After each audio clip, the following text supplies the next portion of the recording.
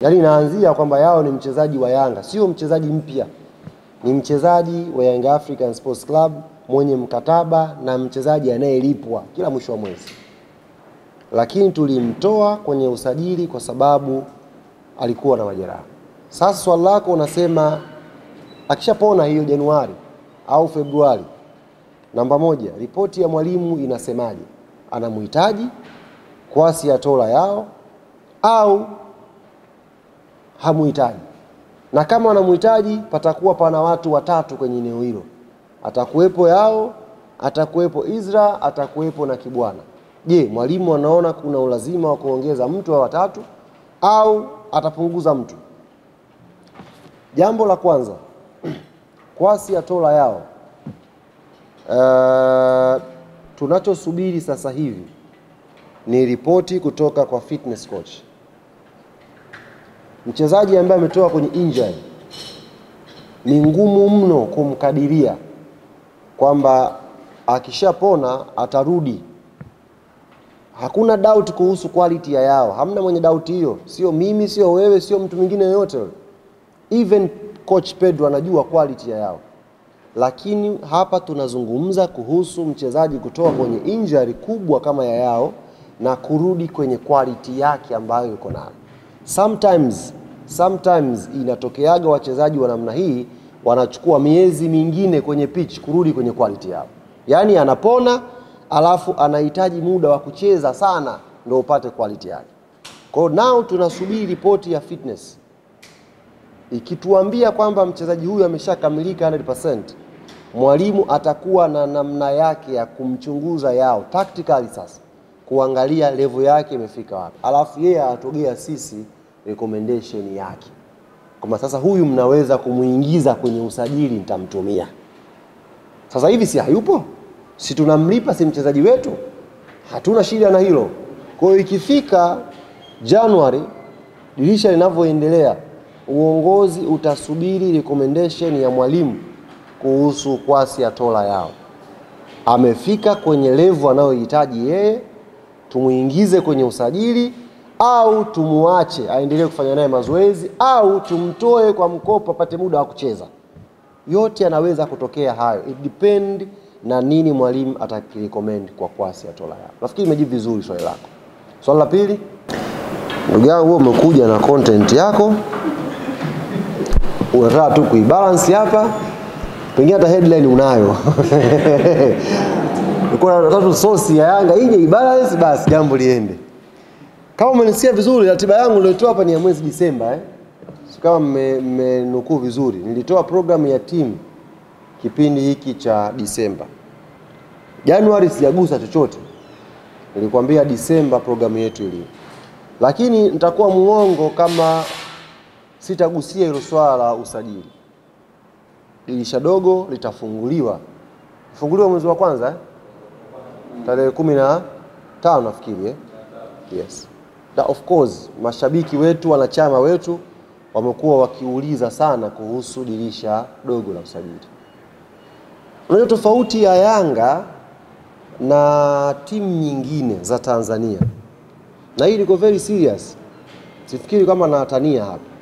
Tofauti ya Yanga, mashabiki wao na mashabiki wa timu nyingine, mashabiki wa Yanga wanajua mpira sana, sio kidogo. Ziko timu nyingine zinaweza kuwa na shida alafu zisijue shida yao ni nini. Yaani watu timu ina shida lakini hujui shida ni nini. Ila Yanga ikiwa ina shida, kila mtu anajua shida ni kitu fulani. Mimi most of the message ambazo napokea sasa hivi ni kuhusu dirisha dogo. Idadi ya message, hivi nilikuwa naingia kwenye press hapa kwenye gari, nimefika tu hapo mtu kanipigia, sasa bwana sikiliza, kuna mchezaji nimemuona anaweza. Nikamwambia shekhe, anamuona kocha au wewe? Wewe mwambie tu mapendekezo yangu hayo. Mwamba akanipa namba yake ya kadi ya wanachama. Kaambia sawa, hii timu ya wananchi sawa, napokea maoni yako, nitayafikisha. Lakini kimuundo Yanga inafanyia kazi ripoti ya benchi la ufundi. Hizi message, mijadala ya wanachama inaonyesha ni kwa kiasi gani wanahamu timu yao iendelee kwenda juu. Kwa hiyo ni kitu kizuri, wala sio kitu kibaya. Ni kitu kizuri. Have some discussion bwana, of course tuongeze kitu fulani pale na nini. Sio kitu kibaya. Lakini kimuundo sasa. Ripoti ya usajili anayo Mwalimu Pedro. Atashirikiana na wasaidizi wake na atatukabidhi. Kuiweka tu hiyo clear, tayari ripoti yake ameshaiwasilisha kwa ofisi ya mtendaji mkuu wa klabu yetu. Ameshawasilisha ripoti yake, ameshawasilisha maeneo ambayo anahisi tunatakiwa tuyaboreshe, na ameshawasilisha wachezaji ambao anaamini tunatakiwa tuwatoe kwa mkopo wakapate changamoto sehemu nyingine. Yanga ina squad kubwa, wako wachezaji kama nilivyokuambia apate muda wa kucheza. Kwa ripoti ya mwalimu inahusisha vitu vingi. Kwa hiyo inafanywa kazi. Na uzuri sisi hatusajili kwa mihemko. Kama ripoti ipo, mchezaji yupo, nafasi ya kumsajili ipo, tunamsajili. Tutasubiri tarehe zifunguliwe. Eleweke vizuri hapo. Kama nafasi ipo, taratibu zinaturuhusu, mchezaji huyo labda tushazungumza naye, ameshasaini mkataba wa awali, tutasubiri tu kumuingiza baadaye. Hata subiri sisi pressure eti siku ngapi kabla, hapana, kwa sababu dirisha dogo linakwenda sambamba na mechi mfululizo. Yaani dirisha likifunguliwa ile tarehe 15 kuna mechi zinafuatana, wenda za ligi hapo, kuna Champions League. Kwa hiyo unamhitaji players ambao utamuongeza au utawaongeza kwenye timu yako. Unawahitaji tukifika Cairo wakazungumze. Yaani tukifika na Al Ahly, bwana tushika jezi twende pale. Kwa hiyo tunaangalia possibility hii. Mara ripoti imekuja mapema na uongozi unafanyia kazi. Ikitokea chances za mtu kupatikana mapema, tutamchukua mapema kweli. Kama akamaliza mkataba huko aliko, ni free agent, mkataba wake unaisha Disemba, tutamchukua mapema ili apate muda wa kuja kutrain na timu azoee mapema. Kipindi hiki hapa sio kipindi cha content, kwamba tufiche hapa content, njooni mdownload kwenye app mlipie. No. Kitu cha muhimu sasa hivi hapa ni timu iungane vizuri. Tukifika Misri tupambane kweli na Al Ahly, tukiwa na hawa wachezaji ambao ripoti imeelekeza na Mungu ajalie tuweze kuwapata. Kama kule kabakisha miezi 6, taratibu taturuhusu kuongea naye, sababu wako wachezaji of course kwenye timu zao ibakiza miezi 6. Taratibu zinaturuhusu kama Yanga kuzungumza na huyo mchezaji. Kwa tukizungumza naye, tukiona tumeelewana, klabu yake inafungua mlango wa kumuuza, tunapeleka hela, tunamnunua. Kwa hiyo dirisha hili uongozi uko bize kweli kweli. Mnaweza msimuone engineer sura yake mahala popote, mnaweza msimuone Arafat mahala popote, ila jueni wako bize kweli kweli kwenye dirisha hili la usajili. Karata ambayo tuicheze hapa ni karata ambayo tunaamini kwa uwezo wake Mwenyezi Mungu itakuwa karata dume ya kutugea mafanikio msimu huu. Kwa hiyo viongozi wako bize. Kuhusu huyo mchezaji ambaye umesema wa Anjani Mengo Emmanuel wa TRA, kapteni. Yanga anachukua makapteni. Hiyo kiukweli ndugu yangu taarifa yake sina. Mimi kama msemaji wa timu taarifa ya huyo mchezaji uliyesema sijapewa. Kwa hiyo najua bana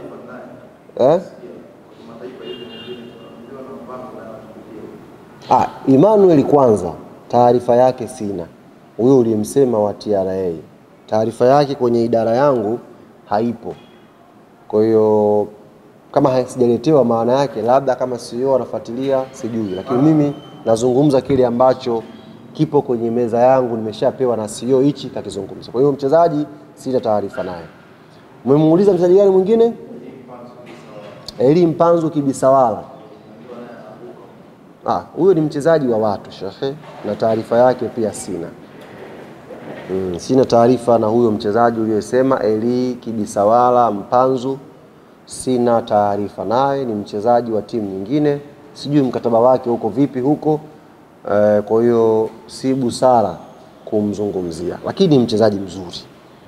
Ni mchezaji mzuri, anaweza kuwa anapitia nyakati hizi ups and down, lakini ni mchezaji mzuri. Mchezaji mzuri, lakini sina taarifa naye, na ni mchezaji wa watu. Tuheshimu wachezaji hawa kwenye mikataba yao, wabakie huko. Swali imeisha. Swali lingine kiongozi. Kwanza ligi msimu huu ni ngumu sana ndugu yangu. Tuna ligi moja ngumu kweli kweli. Kuna ligi moja ngumu sana season hii. Tena hapa ndugu zangu waandishi wa habari, kakaangu Karim Boimanda atanisamehe kama anaingilia majukumu yake. Lakini sisi waandishi wa habari hatuitendei haki ligi yetu ya Tanzania. Kama nawakosea na nyie mtaniwia radhi, lakini hili siwezi kulifumbia macho. Hatuitendei haki ligi. Unaona? Nazungumza jambo la kutendea haki, Mako Mzumbe kazima kamera. Shida hiyo. Hapa mmeona shida ilipo. Kwamba story ya ligi kuu hatujaifanya kuwa na thamani. Story ya ligi hii ya mwaka huu ni ligi ngumu kweli kweli, lakini hatujaipa thamani inayotakiwa ipewe. Sisi ni mahodari kusema ligi yetu ni ya 5, lakini hatujui kwa nini ligi yetu imeshika nafasi ya 5. Hatuzungumzi.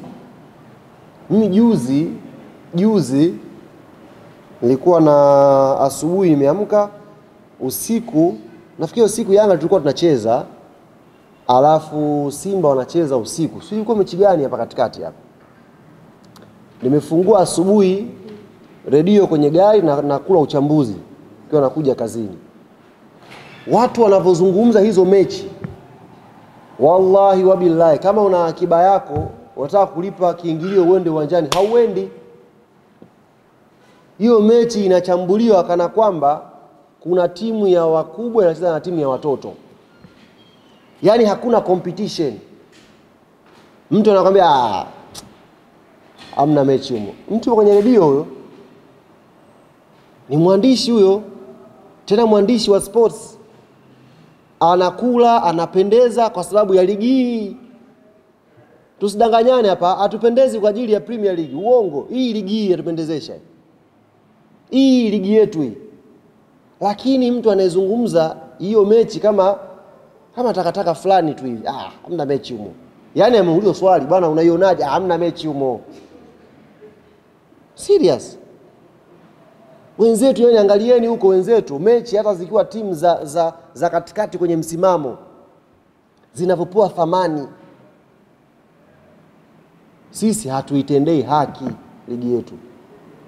Na hili ni jukumu letu sisi media.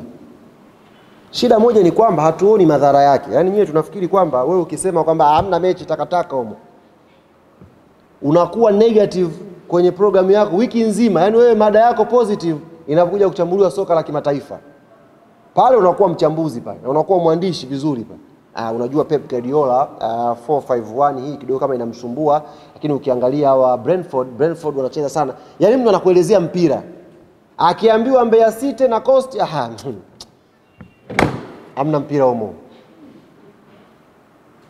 Simba anacheza na Mbeya City, ajipigia tu kirahisi huyo. Tunafikiri kusema hivi hakuna madhara na sisi, lakini nitawaambia ukweli jamani. Gurudumu la madhara ya kauli zetu, gurudumu la madhara ya uvivu wetu wa kuipa thamani ligi yetu utaturudia, na sio muda mrefu. Na pengine umeshaanza kuturudia. Hatusemi tu, lakini inakwenda hii. Wewe unaathiri mapato namba 1. Ukishasema hamna mechi, maana yake Coastal Union na Mbeya City anataka kuangalia hiyo mechi. Uwanjani atakaenda uwanjani. Tushamwambia kasi asubuhi kwamba hiyo mechi ni kidagaa, hamna kitu. Hamna atakachokiona. Hata lipa, umeathiri mapato ya timu. Unajiona uko safe. umeathiri mapato ya TV mtu mwenye haki za matangazo. Hamna atakayelipia kingamuzi kwa sababu ushamwambia hamna mechi. Tunakwenda, wewe umekaa hapa unaendelea kuchambua. Utafanya athari ya sponsor kuleta tangazo kwenye kipindi chako. Kwa nini? Kwa sababu Mtanzania hana tena hamu ya kusikiliza soka la nyumbani kwa sababu halina mvuto. Kaambiwa hamna mechi humu, hata tangazo hata leta kwa sababu idadi ya wasikilizaji itakuwa ndogo. Yaani mimi sasa hivi nikisikia kuna mjadala wa mechi za Tanzania nitahamisha.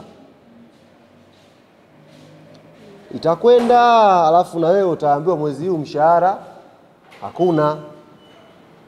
Tusubiri mwezi ujao. Inafika miezi mitatu, inafika miezi minne. Unaanza kusema bosi bwana alipi siku hizi, media zinakufa. Kumbe wewe ndio umeua media yako. Kwa kauli moja tu ya kuidharau mechi ya Coast na Mbeya City. Kwa kauli moja ya kuidharau mechi ya Yanga labda na Fountain Gate. Kuiona kama sio mechi. Jamani. Katika swala la msingi kweli. Sisi tunatakiwa tuwe mabalozi wa kwanza wa kuilinda chapa ya ligi yetu. Ndiyo inatuweka mjini. Ndiyo inatufanya sisi tuheshimike. Mavala. Hamna aliyekujua wewe kwa sababu Bayern Munich kakangu. Nikuja kumrecord Dickson Joe pale bandarini akiwa amezuiwa. Hamna aliyekujua wewe unamrecord sijui Messi au hamna. Wanakujua kwa sababu ya ligi yetu hii. Si ndio? Tukitangaza media day. Watu waje kwenye media day. Mtu anakuja pale, ligi imecheza michezo sio 5, 6, 7 hapa. Maswali yako mengi, mtu anakuja pale kwa kocha. Wewe unaonaje Mpanzu akikaa kwenye timu yako? Anatafuta story ya shoti, kapigisha pale, tete zimetoka, kazima mic kaondoka. Wakati mwingine nawaambia very serious, wakati mwingine shida hata za hawa viongozi mnatoa nyie. Sasa hivi viongozi wa mpira wakienda uwanjani wanatembea na mabodyguard. Viongozi wa football sasa hivi wanakwenda wanatembea na mabodyguard. Football hii kwa sababu yetu sisi waandishi hatufanyi research, hatufanyi uchunguzi. Mtu ukishakaa tu kwenye mic yako unazungumza kwa utashi wako, unaponda basi. Unaponda tu. Wewe unasigina tu. Kwa sababu hiyo kitu ukishasigina kiwewa Instagram kuna comment 3000 umepata. Safi. Mimi najadiliwa kishezi na trendi. Kumbe unatrendisha pia mshahara wako ukosekane. Juzi nimeona clip. Kuna kiongozi mmoja amekimbia kwenye gari. Subhanallah, Mungu atuepushe. Mtu ana mwili kidogo mkubwa akatoka kwenye zile ngazi za kwa Mkapa. Kama unaangalia movie hivi, dumbukia kwenye gari, gia, yani gari imepumzishwa kwenye gia. Kaingia hapa mlango ufungwa kitu. Mashabiki wanakimbiza gari. Sicheke, sisi tumeshiriki kwenye hayo mambo. Msingi wa kuyasema haya ndugu zangu ni tulindeni na sisi chakula chetu. Chakula chetu ni ligi kuu. Msosi wetu unaotupendezesha ni ligi kuu ya Tanzania. Tukiipa thamani ligi yetu, thamani ya kazi zetu na media zitapanda. Hichi ninachowaambia hapa pengine hamtaambiwa hivi karibuni au mnasubiri sababu tumezoea sisi. Siku moja iandaliwe media day, aje mtu kavaa suti anazungumza Kiingereza, anawaambia ndio mnaanza kunoti. Kumbe kweli kwa sababu kuna English imeingia. Hapa anaongea Kizalamu hapa. Lakini ukweli sisi kuhusu ligi msimu huu ni ngumu kweli kweli. Nitakuwa muongo kama nikisema kwamba Yanga ina uhakika wa kuchukua ubingwa msimu huu. Ningeweza kusema hivyo msimu, lakini msimu huu ndugu yangu ngoma ngumu. Nimeangalia mechi ya Coast, subhanallah. Hivi mnajua Coast hawakupoteza muda. Kila kitu kinishangaza hivi. Kawaida timu hizi ukienda kwenye mechi za mkoani zinatafuta sare, kipa anatibiwa dakika 10 na dakika 20. Coast walikuwa na dhamira ya kutufunga. Yaani kipa mpira ukitoka anachukua anaweka chini mbungi ipigwe. Hatuja experience hicho kitu muda mrefu kwenye ligi ya Tanzania. Hatuja experience muda mrefu ligi ya Tanzania, timu daraja la Coast inaikimbiza Yanga eti haitaki kupoteza muda. Upande chanya wa ile mechi ni huo, kwamba Coast imeingia nataka kushinda mechi dhidi ya Yanga. Hawana excuse, wanaikimbiza Yanga. Huku majukwani watu wamehamasika, watu wamechangamka, majumbani kila mtu anafuatilia. Hiyo ndo ligi sasa, na ndio ugumu ambao uko msimu huu. Kwa hiyo ndugu yangu, tunataka tufanye kazi kama Yanga, tupambane kweli kweli. Ligi msimu huu ni ngumu, tupambane, tuhakikishe kila mechi tunajiandaa vizuri. Tumeona mechi hapa msimu huu, mechi ambayo tumeshinda goli nyingi ni KMC, goli 4. Sio utaratibu wetu Yanga huo. Si utaratibu wetu, 5 hizi ni shughuli za kawaida kabisa. Lakini msimu huu goli 2 tutafuta kwa tochi, ndugu zangu, ni ligi ngumu.